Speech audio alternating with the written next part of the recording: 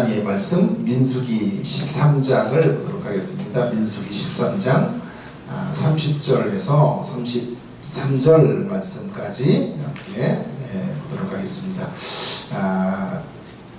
구약성경 217쪽이 되겠는데요. 민수기 13장 30절에서 33절 말씀까지 우리 함께 교독할까요? 제가 30절을 읽고 31절 성도님들 그리고 33절은 다 같이 읽는 그런 식으로 함께 교독하도록 하겠습니다. 30절을 먼저 읽습니다. 갈렙이 모세 앞에서 백성을 조용하게 하고 이르되 우리가 곧 올라가서 그 땅을 취하자 능히 이기리라 하나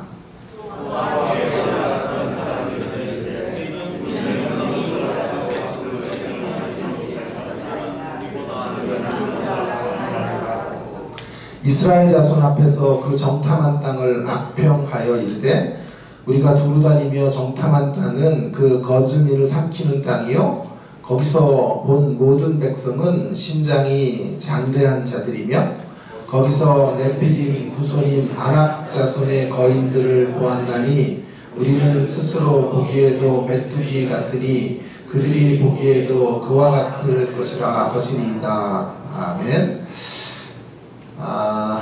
오늘 말씀의 제목은 믿음의 정체라고 제가 붙여보았습니다.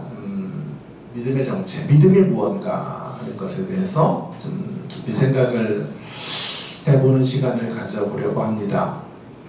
우리 시대의 이 설교의 안타까움 중에 하나는 우리 시대의 강단이 지나칠 정도로 자기계발서 방식의 메시지가 난무하고 있다라고 하는 것입니다. 현대인들이 진지한 것을 별로 좋아하지 않아요. 힘들고 복잡한 것들을 그렇게 원하지 않고 있는 시대 속에 있기 때문에 책들을 보세요. 옛날의 책들은 깨알같이 글씨들이 그 안에 적혀져 있고 풍성한 먹을거리들이 있었는데 최근은요 디자인 같은 거를 아주 그럴싸하게 만들고 실제로 한 페이지 안에 읽을 거리들이 몇 줄이 없어요. 지하철을 타고 출퇴근을 하면서 한 5분 정도 안에 읽을 수 있는 읽을 거리 이상이 되면 안 된다라는 게 출판업계의 공공연한 베스트셀러가 되는 규칙 중에 하나가 되어버리고 말았어요. 진지하고 우리들의 삶의 깊이를 다루는 책들이 팔리지 않는 세상. 온통 가장 현대인들에게 인기 있는 내용들, 책들은 모두 자기계발서 같은 거예요. 편안하게 들을 수 있고 읽을 수 있는 성공을 위한 지름길 안내, 처세술의 비법 같은 것들이 얼마나 난무하고 있는지 모릅니다.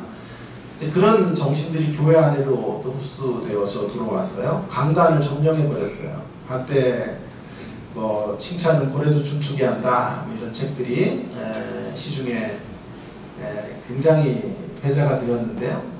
또 심심치 않게 교회 강단 안에서도 유사한 내용들로 설교를 하고 칭찬이 고래를 춤추게 하니 칭찬을 많이 하자 이런 식의 복음이 난무했던 적이 있었습니다. 또 한때는 긍정의 힘이라는 책이 기독교 서적이긴 하나 일반인들에게도 많이 저변학대가 되어서 여러분 아시는 것처럼 출판사가 그것으로 다시 부흥기를 맞이했어요. 그 책 한 권으로요.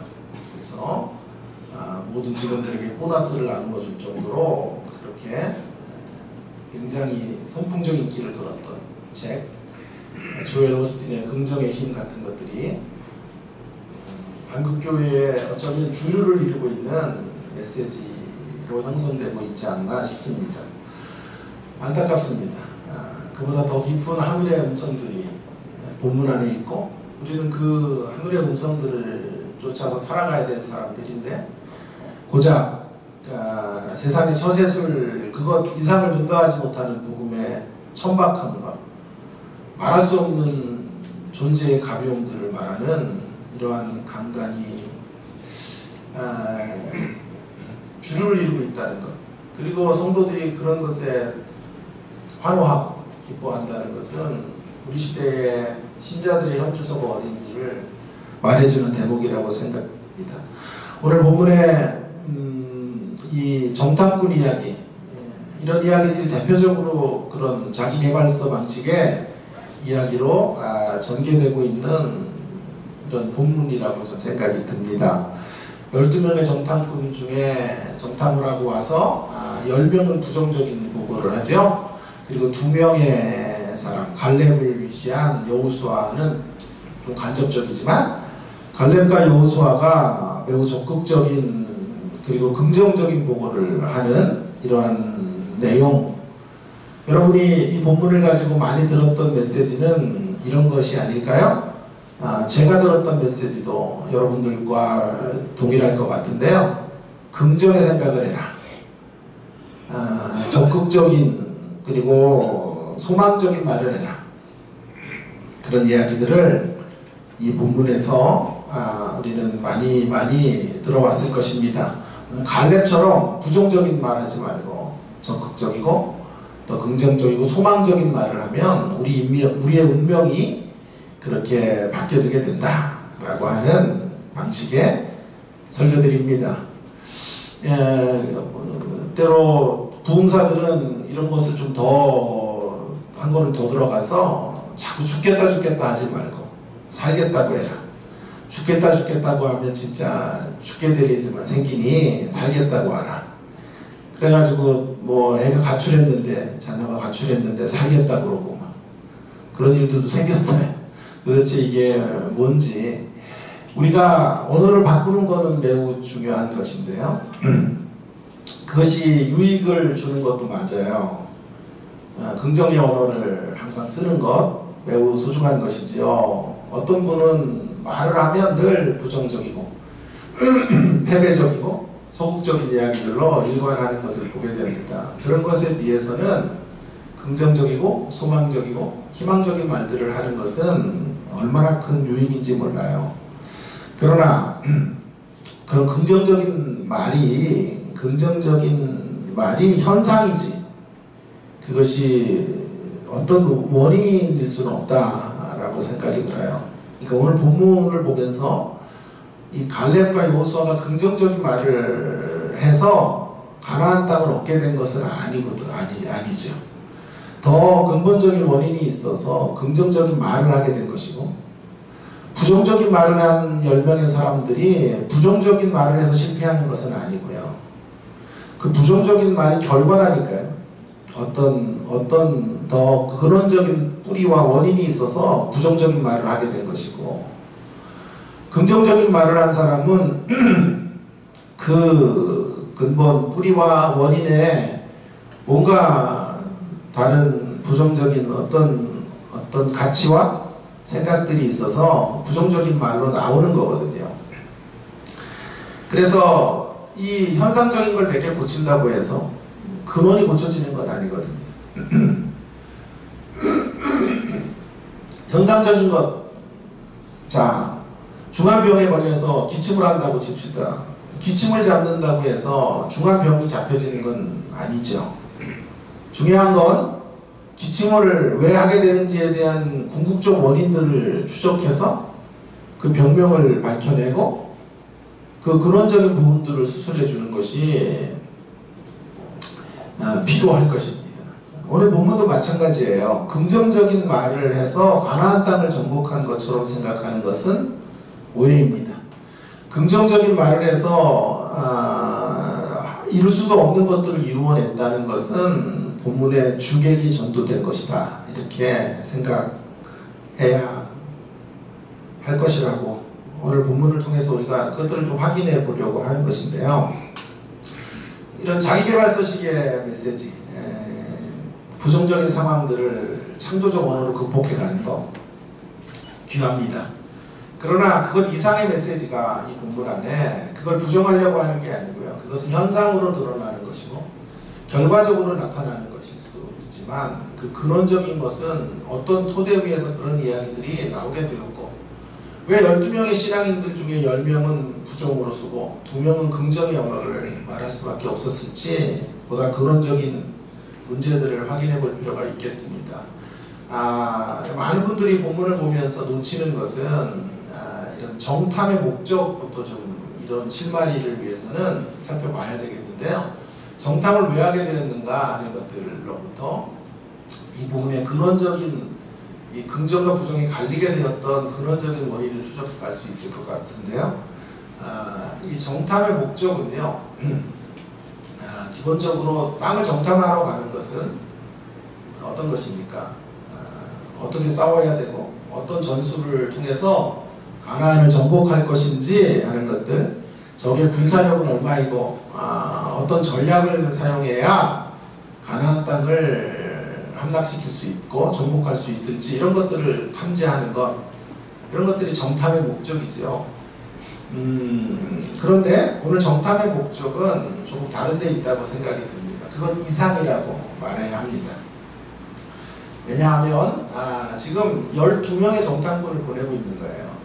여호수아서 2장에 보면 2명의 정탐꾼을 보냈다고요. 12명의 사람을 정탐꾼으로 보낸다라고 하는 것은 좀 적에게 그들이 쉽게 노출될 수 있는 상황이라고 말해도 될 거예요. 굳이 12명까지 정탐꾼을 보내는 것은 조금은 미련한 행동이다 싶습니다. 두세 명의 사람들, 정예화된 그런 일에 최적화된 사람들을 보내서 정탐을 하고 은밀하게 정보를 얻어서 싸움을 이제 정복의 싸움들을 대처해 가는 것이 옳을 것입니다. 12명의 사람들을 보냈고요. 이제 돌아와서 뭘 갖고 왔냐 하면요. 거기 있는 과실들을 가져왔어요. 여러분 성화 같은 데 좀 보시면 이렇게 어깨에 이렇게 나무로 포도송이가 막 하나 알이 그냥 무슨 사과 하나만한 크기의 포도송이 같은 걸 이렇게 어깨에 메고 가나안 땅으로 오는 이런 장면들을 성화 같은 데서 보셨죠?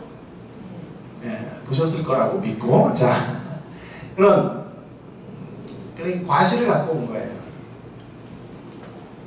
군사적이고 전술적인 목적으로 지금 정탐꾼을 보내고 있지 않다는 것을 말하고 있는 거예요.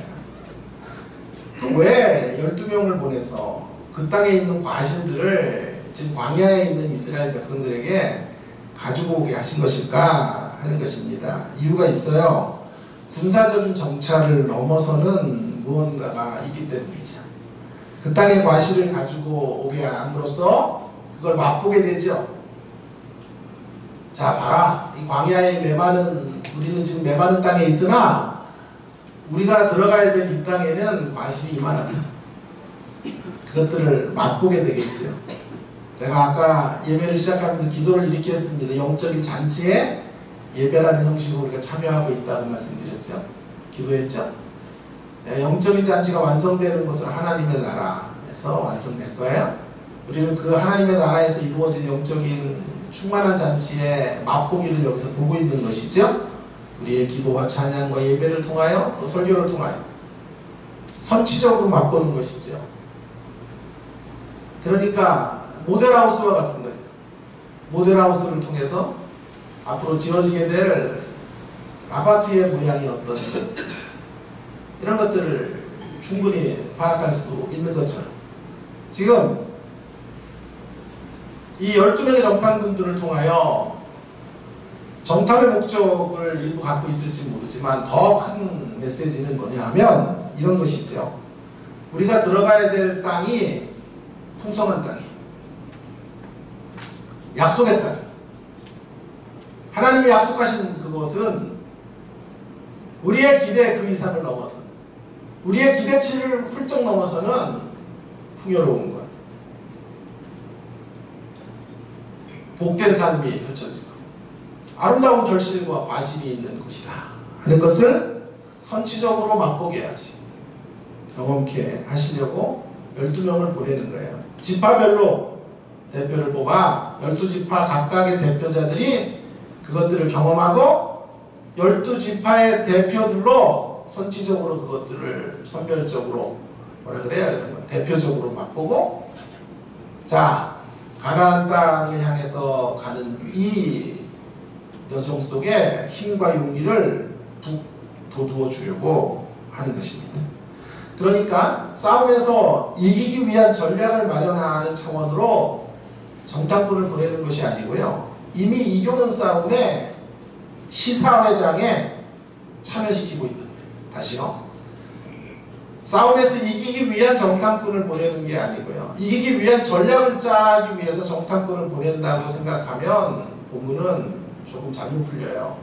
그것이 아니고요, 이미 이겨놓은 싸움, 이미 이겨놓은 승리 안에 하나님의 이김 안에 부분적으로 참여하는, 언제 전폭적으로 참여하게 될까요? 이 땅의 모든 광야의 하나님의 사람들이 가나안 땅을 밟는 순간에 전폭적으로 하나님의 은혜를 누리게 되겠죠. 온전한 성취를 맛보게 되겠죠. 그리고 그 가나안을 정복해 내는 통해서 완성이 되는 것인데요, 그 시사회장으로, 그 이겨놓은 싸움의 그 시사회장, 그 잔치에, 선치적으로 잔치를 맛보는 자리에 그를 초대하고 있는 것입니다. 이것이 가데스 바네아에서 일어났던 사건의 핵심이고, 이 실마리로부터 이제 메시지를 적용해 가야 하는 것입니다. 자, 이 말이 왜 중요한고 하니, 제가 왜 이것을 강조하는고 하니, 가나안 정복이요, 이스라엘에게 남겨놓은 과업인 것이 맞지만 확정되지 않은 불확실한 미래의 사건이 아니란 말이에요. 이길 수도 있고 질 수도 있는 땅에 들어가는 게 아니고요, 확정된 미래, 확정된 운명의 자리예요. 승리가 확정되어 있고 이 힘이 분명하게 주어질 수 있는 땅, 그 땅인 것을 다시 한번 확인시켜요. 그래서 그 땅을 무슨 땅이라고 말하냐면 약속의 땅이라고 하는 거예요. 약속의 땅. 하나님이 약속하신다.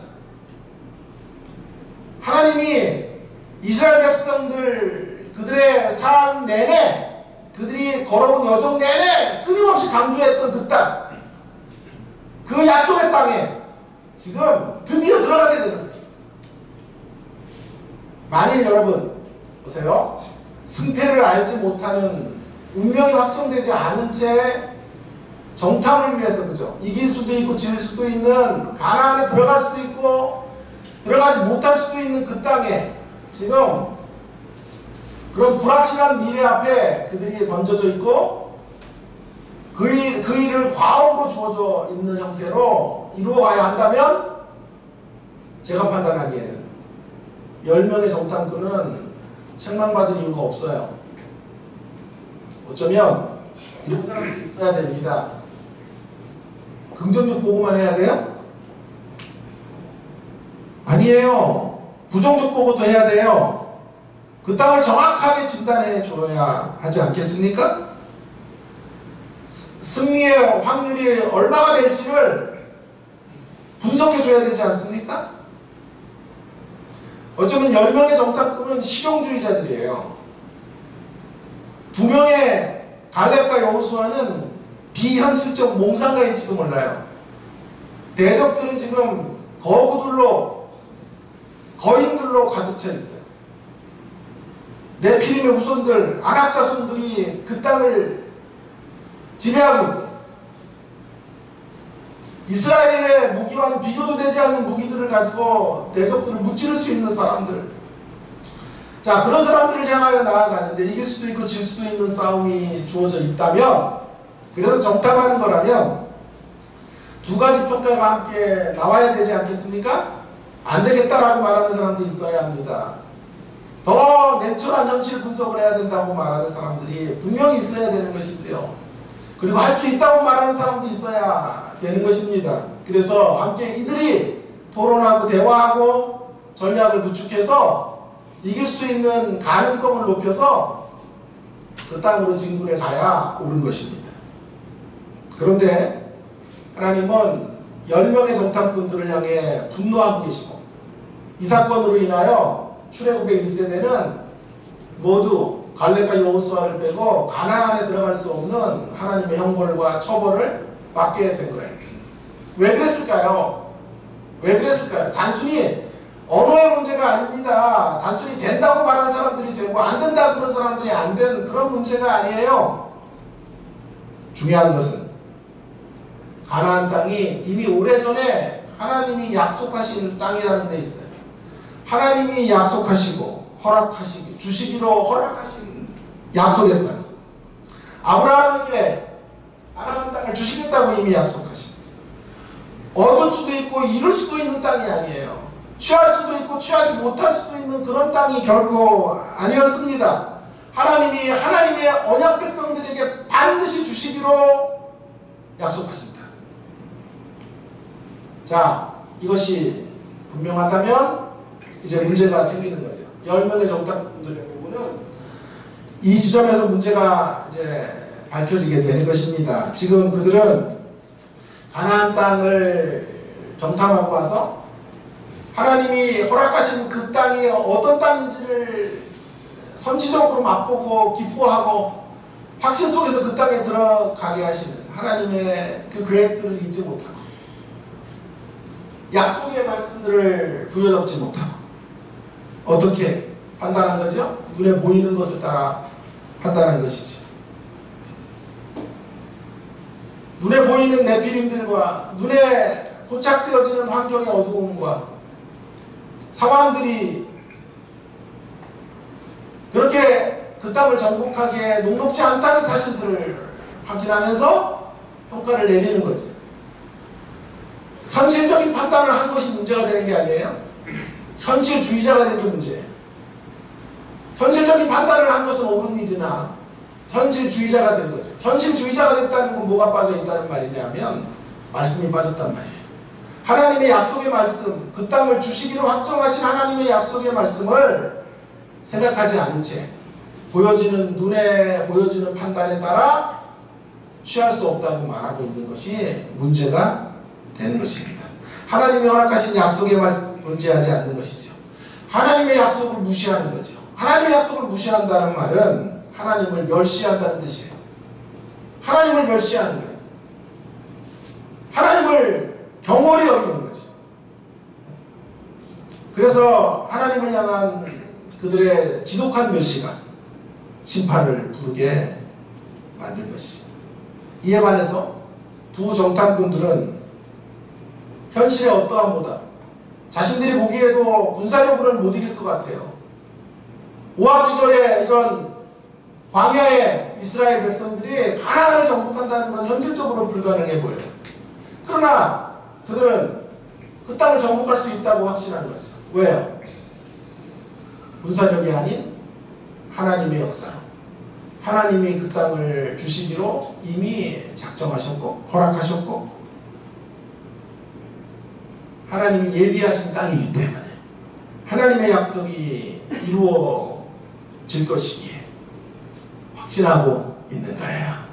그래서 30절에 말하는 거예요. 30절에 갈렙이 모세 앞에서 백성을 조용하게 하고 이르되 우리가 곧 올라가서 그 땅을 취하자 능히 이기리라. 취할 수 있다 이 말이에요. 취할 수 있다고 말해서 취하게 된 게 아니고요. 취할 수 있다고 말하게 된 근거는 하나님의 약속이 있기 때문에 그런 거예요.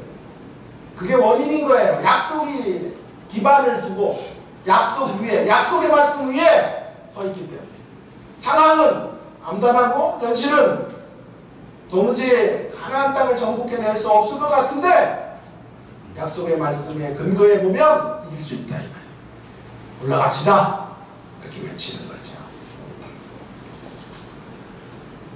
자, 그러면 이제 두 가지 올바르지 않은 적용과 올바른 적용을 한번 이런 근거 위에서 이 정탐의 목적이 뭔지를 기초로 해서 이제 생각해보는 시간을 가져보겠습니다. 올바르지 못한 적용은 이런 거예요. 본문을 가지고 우리가 바라는 것, 우리가 소원하는 것을 이루는 시간, 믿음을 우리가 바라는 것을 이루는 것으로 생각하는 거죠. 우리가 바라는 것, 내가 바라보는 것, 된다고 말하면 되는 것, 그것을 믿음이라고 생각해요. 신앙이라고 생각해요. 자, 오늘 이 약속의 땅 하나님이 허락하셨다는 게 전제되지 않은 채 이길 수도 있고 질 수도 있는 땅을 앞에 두고, 현실을 앞에 두고 된다고 외치는 거예요. 된다고 외치면 된다는 말이에요. 될 수 있다고 생각해요. 믿음을 자꾸 이런 식으로 강요하고 설명하려고 드는 거죠. 이게 자기계발서식의 복음인 거예요. 믿음을 확정되지 않은 미래에 대한 내 기대를, 내 소원을 이루어내시는 역사로 둔갑시켜버립니다.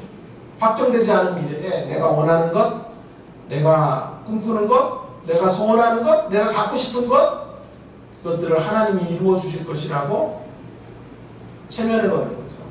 된다고 외치면 된다고 되어진다라고 말하는 것이죠. 자, 예를 들어 보겠습니다. 코로나19가 세계를 강타하고 그 어떤 나라보다 우리나라도 많은 피해를, 경제적인 피해를 이제 당하게 될 것이고요. 어느 신문 기사를 읽었더니요, 코로나19의 이 시기에는 다 위기를 극복하자고 한다고 해요. 그러나 이게 잠잠해지고 해결되는 그 순간에는 많은 이들이 극단적 선택을 할 것입니다. 그런 기사를 제가 최근에 본 적이 있어요. 한숨을 돌렸다라고 하는 순간에 찾아오는 이런 경제적인 한파와 어려움과 이런 것들이 사람들을 허무하게 만들어 많은 이들이 극단적 선택을 할지도 모른다 라는 이야기를 심각한 노트로 어느 분이 설명하고 있었더군요. 자, 우리의 미래가 어떻습니까? 불확실하죠? 이전보다 우리의 경제가 더 좋아질 확률이 죄송하지만 희박하죠? 주변의 정세는 더 꼬여만 들어가고 그 강대국의 틈바구니에서 우리가 취할 수 있는 이득이나 이권이라는 게 점점 더 좁아질 수밖에 없겠죠. 그럼에도 불구하고 강단에서 외쳐요. 잘 될 거라고. 우리의 미래가 낙관적이라고. 우리는 그것을 믿음이라고 말해요. 우리 경제가 좋아질 거라고 말하는 게 믿음이라고 설명하려고 해요. 절대 그렇지 않아요. 그저 우리의 상황에 대한 정확한 분석도 없이 잘 될 거라고. 가능성은 희박한데 긍정의 말을 하면 긍정적이 된다고 생각하는 거예요. 학교는 지금 굉장히 어렵습니다. 경제만이 아니라 학교들도 되게 어려워요. 학생들이 계속 급감하고 있는 추세. 그래서 대학의 한 이제 3분의 1 정도가 어쩌면 문을 닫을지도 모르고 정원을 못 채우는 사태들이 계속될 건데요. 채플에 오는 목사님들은 늘 외쳐요. 백석은 영원할 거라고. 아멘들을 하고 기뻐할 줄은 몰라도 저는 묻고 싶어요. 그것이 믿음인가? 현실에 대한 냉철한 분석도 판단도 없이 무턱대고 잘 될 거라고 말하는 게 신앙이라고 이야기할 수 있을까요? 그걸 구호로 외친다고 슬로건으로 걸어놓고 믿는 자에게는 능치 못함이 없다고 외친다고 능치 못한 모든 역사들이 우리가 원하는 쪽으로 흘러가게 되는 것일까요? 아닙니다. 믿음으로 산다는 것은 내가 원하는 내 소원들의 목록들을 갖다 놓고 될 거라고 자기 체면을 거는 것이 아닙니다. 자칫 그와 같은 시도는 잘못된 비현실적 낙관론으로 떨어질 위험이 도사리고 있는 거예요. 그런데 성경은 그와 같은 식의 믿음을 말하고 있지 않아요. 정탐꾼의 상황과 우리의 상황은 같으면서도 달라요. 불확실한 미래이지만 이들에게는 약속이 있었고, 우리에게는 우리가 원하는 소원에 대하여 하나님이 약속하신 바가 없어요. 내가 사업이 대박나는 꿈을 꾼다고 하나님이 그것을 약속해 주신 바가 없어요. 내가 가장 부유한 자로 살기를 소원하며 신앙의 이름으로 하나님 앞에 나올 수 있지만 하나님이 그것을 우리에게 약속의 말씀으로 주신 적이 없어요. 그러나 이 정탐꾼들에게는 가나안 땅은 약속의 땅으로 주어진 거예요. 우리가 원하는 바를 정하고 적극적인 마인드를 끊임없이 가지고 긍정의 말을 사용하면 될 것입니다. 죄송합니다만은 성경이 추구하는 기독교가 아니고요. 세속적 심리학에 물든 기독교입니다. 무늬만 기독교적인 가치를 갖고 있는 유사 기독교라고 말해야 합니다. 자, 그렇다면 이제 마지막 본문을 올바로 적용하는 길은 뭘까요? 믿음은 무엇일까요? 믿음은 우리가 바라는 것들이 이루어지는 것, 우리의 소원이 이루어지는 게 아니고요. 믿음이란 우리로 바라보게 하신 것, 우리로 바라보게 하신 것이 하나님의 약속이 이루어질 것을 믿는 것. 하나님이 바라보게 하신 것들이 반드시 이루어진다는 것을 확신하며 나가는 것. 그것이 믿음인 줄로 믿습니다. 하나님이 바라보게 하신 것. 자기 결정화나 자기 신념화가 아니고요. 심리적으로 된다고 부추겨서 되는 분위기를 만들어가는 것이 믿음이 아니고, 믿음이란 환경이 우리에게 적대적이고 현실이 우리 앞에 암담하게 펼쳐진다고 할지라도 그 속에서 약속하신 바 하나님의 말씀은 반드시 이루어진다는 것을 굳게 붙잡고 나아가는 것입니다.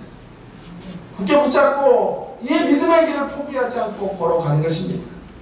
그러면 자, 이스라엘 백성들에게는 가나안 땅을 약속했죠.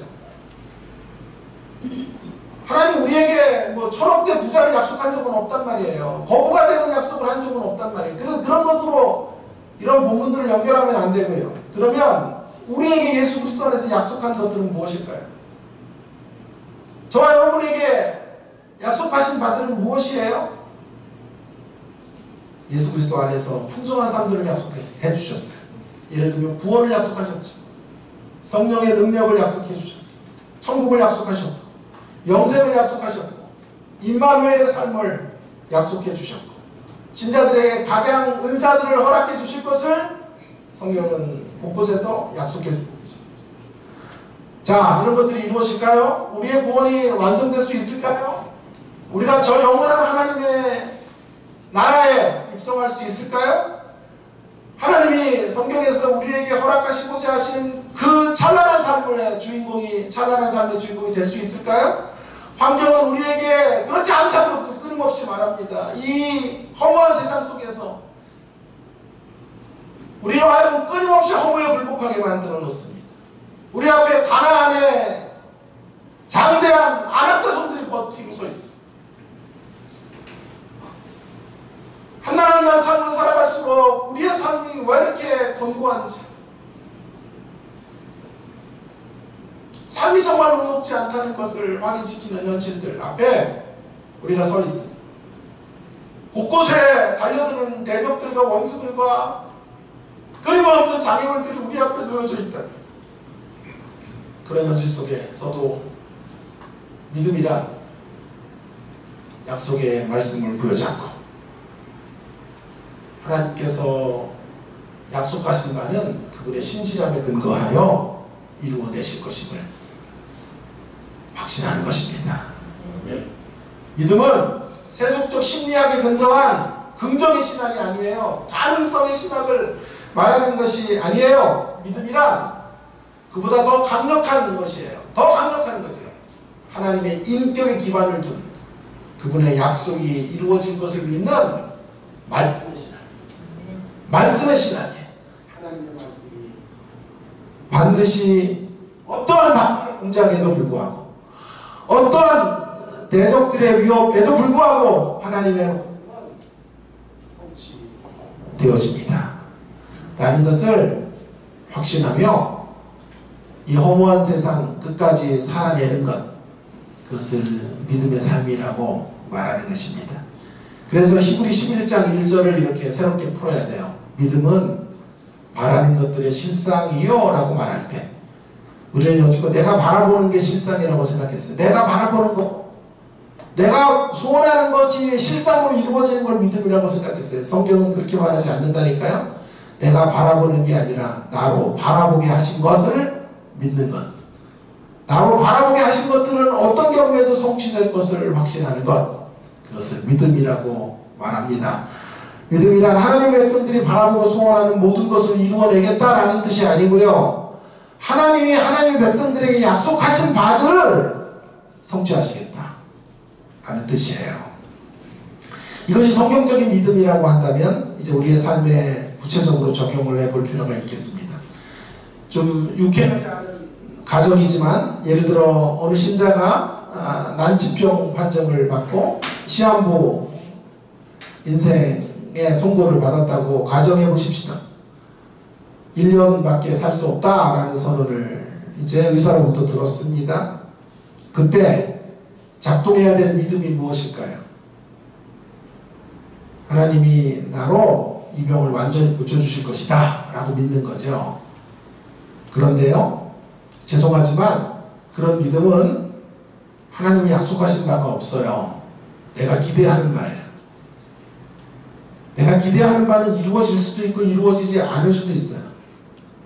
다 그런 상황에 놓여지면 모두 하나님이 나를 고쳐주실 것이라고 믿으려고 해요. 다 그런 믿음 안에서 있는 사람들이라면 모두 고쳐줘야 되는데 현실은 그렇지 않아요. 숱한 신자들이 질병으로 세상을 떠나요. 그 결정을 하나님이 하시는 거예요. 내가 나를 이 질병으로부터 생명을 연장시키는 권한은 하나님에게 있는 거예요.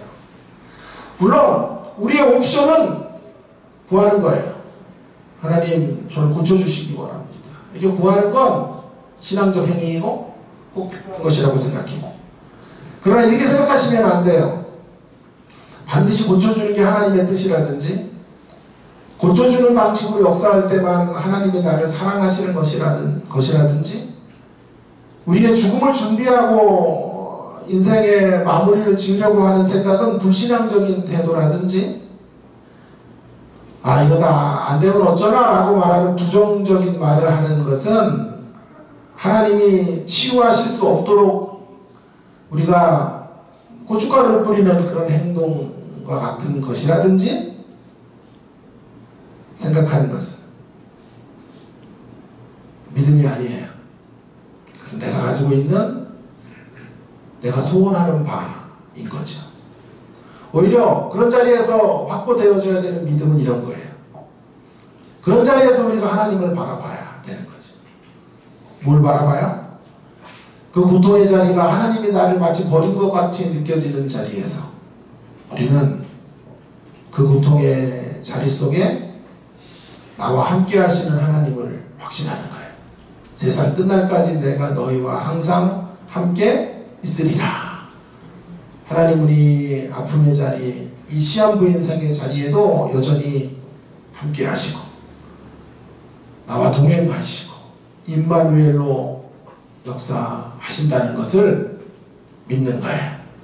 그리고 그 강한 팔에 나를 위탁하고 신앙의 여정, 이 순례자의 삶의 길을 끝까지 완주해 가는 것, 그것을 믿음이라 말하는 것입니다. 하나님의 약속을 끝까지 붙잡고 서는 것이죠. 이것이 진짜 긍정신앙이에요. 심리학에 물든 긍정신앙이 아닌 성경에 물든 긍정신앙. 이 긍정신앙이 우리들의 것이기를 바랍니다. 내 소원을 이루어내는 걸 신념화하는 긍정신학이 아니라 하나님의 약속이 어떤 경우에도 성취되고 완성된다는 사실을 믿는 진정한 의미의 긍정신학. 그 긍정신앙을, 성경에 물든 긍정신앙을 회복해야 되는 것입니다. 그렇다면 우리를 살아나게 하는 것은 긍정의 힘이 아니라 하나님의 약속의 말씀인 것입니다. 그렇습니다. 우리의 심령이 옥토밭이 되어 약속의 말씀을 뿌리내리게 하는 것, 그 약속의 말씀을 붙들고 서 있는 것, 그 약속의 말씀만 우리의 심령 가운데 뿌리내릴 수 있다면 그 어떤 방해 세력 앞에서도 하나님의 위대한 역사를 우리는 꿈꿀 수 있는 것입니다. 그때 우리는 그 어떤 절망의 자리에서도, 암담한 현실 속에서도 새 역사의 주인공이 될 수 있는 것입니다. 그때 우리는 가나안의 풍요와 샬롬을 누리는 창조적 소수가 될 수 있는 것입니다. 옥토밭이 되십시다. 우리 심령의 약속의 말씀이 열매 맺을 수 있는 그런 옥토밭이 되어야 합니다. 12명 가운데 10명은 옥토밭이 아니었죠.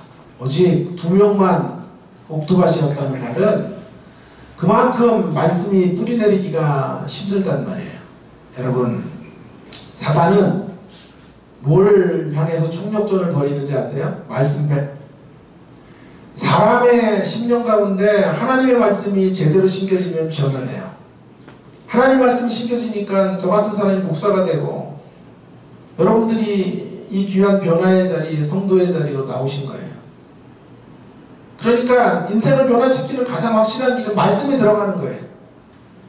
그러니 사단은 뭘 뺏으려고 하겠습니까? 세상 가치, 세상의 음성으로만 살게 하는 거죠. 그래서 어찌하든지 말씀을 빼앗으려고 해요. 거기에 모든 힘을 다 쏟아붓고 있죠. 씨 뿌리는 비유가 바로 그런 이야기가 아닙니까? 하나님의 말씀이 떨어지는데요, 떨어지자마자 길가 같은 상태가 되어버려요. 말씀을 빼앗겨 버리는 거죠. 말씀을 받는데 시험거리가 오니까 또 말씀을 빼앗겨요. 그러면 그것은 바위 위에 떨어진 것과 같은 형태가 되는 것이죠. 또 말씀이 들어와서 뭔가 결실을 맺는 것 같은데 염려가 찾아오고, 재리와 일락에 심취해서 또 말씀을 빼앗겨버려요. 가시떨기와 같은 심령 상태가 되는 것입니다. 누구에게 결실이 이루어지냐 하면 그 말씀을 품고 끝까지 말씀을 인내로 받아들이고 말씀과 함께 연결 때까지 말씀과 동행하는 사람들에게 결실이 이루어지게 되는 것입니다. 그래서 누가복음 8장 15절에서는 옥토밭을 이렇게 설명했죠. 인내로 결실하는 자. 인내로 결실하는 자가 옥토밭이 되는 거예요. 인내로 끝까지 빼앗기지 말아야 돼요. 길가처럼 우리 심령이 되지 않아야 되고, 돌짝밭처럼 되지 말아야 되고, 가시밭처럼 되지 않기 위해서 말씀을 부여잡고 말씀이 뿌리내릴 때까지, 말씀이 열매를 거두어 내실 때까지 인내하고 견디고 싸워내는 사람, 그런 사람이 오늘 본문의 갈렙이요 여호수아와 같은 사람인 것입니다. 자, 마무리하면요, 갈렙은 긍정적인 언어를 사용해서 가나안의 정복에 대한 확신을 갖게 된 게 아니에요. 긍정적인 말을 해서 불가능했던 가나안 땅을 정복한 게 아니고요, 반대예요. 약속의 말씀이 원인이 돼요. 심령 안에 가득해서 자연스럽게 긍정의 언어가 나온 거예요. 현상의 언어로 나온 거죠. 현상이라고 뿌리를 바꿀 수 있는 건 아니에요. 그러니까 뿌리가 하나님의 약속의 말씀에 뿌리 내리니까 겉으로 드러나는 언어가 바뀌는 거예요. 여러분, 10명의 정탐꾼의 문제가 뭐냐 하면요, 긍정적으로 말을 하지 않은 게 문제가 아니에요. 그들의 진짜 문제는 약속의 말씀에 뿌리를 내리지 못하는 거예요. 환경만 바라보고 좌충우돌 하는 거예요. 그러니 그들의 입술마저도 부정적이 된 거예요. 입술을 고치라고 해서 매를 때려서 긍정의 말 하게 한다고 해도 그들의 심령 안에 말씀이 영불지 않기 때문에 새 생명의 역사가 펼쳐질 수는 없는 거예요. 하나님의 말씀의 사람이 되는 것이 이렇게 중요한 일입니다. 우리의 환경의 기근을 만나도 제가 많이 쓰는 어록인데요, 말씀의 기근만 없으면 우리 승리할 수 있어요. 코로나19, 코로나29가 와도 우리 안에 말씀이 꿈틀대고 있고 하나님의 생명의 말씀이 고동치고 있다면 환경의 기근 속에서도 말씀의 기근만 없으면 믿음의 역사를 써내려 갈 수 있게 될 줄로 믿습니다. 광야에서 만나게 되는 허망한 죽음을 피할 수 있어요. 가나안에 입성할 수 있어요. 현실 중심의 상상력이 아닌 하나님 중심의 상상력을 가지고 우리가 살아가는 것, 날개짓 할 수 있습니다. 부정과 죽음의 언어가 판을 치는 세상에서 우리가 말씀에 붙들리면 긍정의 언어를 말할 수 있습니다. 하나님의 가능성의 이야기를 써내려 갈 수 있게 되는 것이죠. 브라이언 채플이라는 사람이 그의 책에서 우리 서 목사님이 몸담고 있었던 커버넌트의 학장이었던 분인데요. 목회를 해요. 지금은 설교학 교수고. 저는 그분의 책을 우리 교과서로 많이 쓰는 분인데, 브라이언 채플이 이런 이야기를 들려주는데요. 그 이야기를 가지고 설교를 마무리하면 좋겠는데요. 이름을 알지 못하는 한 소녀 이야기인데요. 그녀가 나흘만 지나면 17에서 18살이 되는 해입니다. 그때 미국은 대공황의 늪에 빠져 있었고 그의 아버지는 임종하시게 되었습니다. 장례식 날 소녀의 어머니는 7자녀를 거느리고, 이 소녀가 그 7자녀 중에 하나죠. 초라한 모습으로 장례식을 치릅니다. 남자들이 일로 시간을 낼 수 없어서 몇 명의 여자들만, 친척들이 온 초라한 장례식, 그 뒤를 따르고, 이 소녀는 부잣집의 하녀로, 종으로 살아가고 있습니다. 그래서 장례식에 입고 갈 옷도 없어서 옷을 빌려서 장례식에 간신히 참여하게 되었습니다. 장례식이 마쳐지고 이 소녀는 며칠 동안 너무도 허망하고 너무도 허탈해서 방바닥에 그저 누워 있습니다. 인생이 다 끝난 것과 같습니다. 7명의 식구들, 어머님을 봉양할 어떤 대책도 없습니다. 집마저 대출로 인해서 언제 넘겨줘야 될지 모를 그런 상황 속에 놓여지게 된 것입니다. 그때 소녀에게 들려온 한 소리가 있었습니다. 소녀에게 들려온 한 소리가 뭔지 아세요? 그 칙칙하고 무거운 정적을 깨고 부엌에서 들려오는 소리가 있었는데요. 가만 빗질하는 소리, 빗질하는 소리. 그러다가 잠시 빗질이 멈춰지다가 이제 더 힘찬 소리로 쓱싹 빗질 소리가 들리는 거예요. 4월 동안, 장례가 끝나고 4월 동안 한마디도 말씀하시지 않았던 어머니가 집안일을 시작하시는 거예요. 쓱싹 빗질 소리가 계속됩니다. 그 빗질 소리가 어머니가 말씀하시는 것보다, 말씀하실 수 있는 것보다, 그 어떤 위로의 말로 어머님이 자녀들에게 말하는 것보다 더 큰 소리로 이 소녀에게 말하고 있었다고 합니다.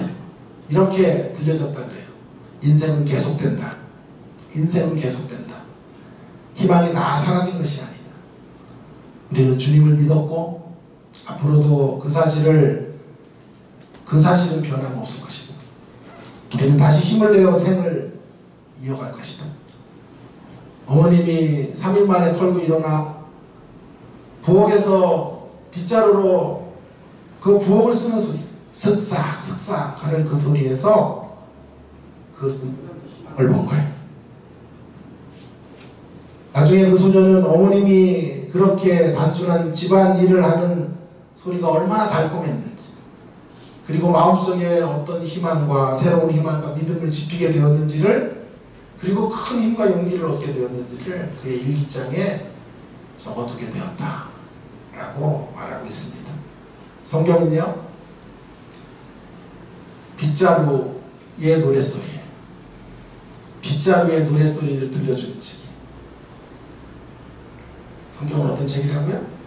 하나님의 빗자루로 하나님께서 부엌에서 슥싹슥싹 일을 하시는 소리를 들려주시는 책이에요. 슥싹슥싹. 우리의 환경이 아무리 힘들고 어렵고 절망스러워 주저앉아 있을 때에도 성경의 귀를 기울여 보세요. 하나님의 빗질 소리가 들릴 것입니다. 슥싹 슥싹 슥싹 슥싹. 어떤 환경 속에서도 우리를 향하신 하나님의 약속의 말씀은 흔들림이 없습니다. 저와 여러분을 영원한 안전의 복으로 이끌어 가실 것이에요. 저와 여러분을 영원한 구원의 자리로 초대하실 것이고, 우리가 이 땅을 사는 내내 우리와 동행하시며 임마누엘로 함께해 주실 것입니다. 이 약속을 붙잡고 힘들고 어렵지만 슥싹슥싹 빗자루 소리, 성경을 통해 날마다 성경 곳곳에 들려지는 이 슥싹슥싹 들려지는 빗자루 소리를 들으며, 빗자루 노래 소리를 들으며 믿음의 삶들을 계속해 가시는, 코로나19에도 견뎌내시고 버텨내시는 그런 성도님들 되시기를 주의 이름으로 축원합니다. 함께 오늘 주신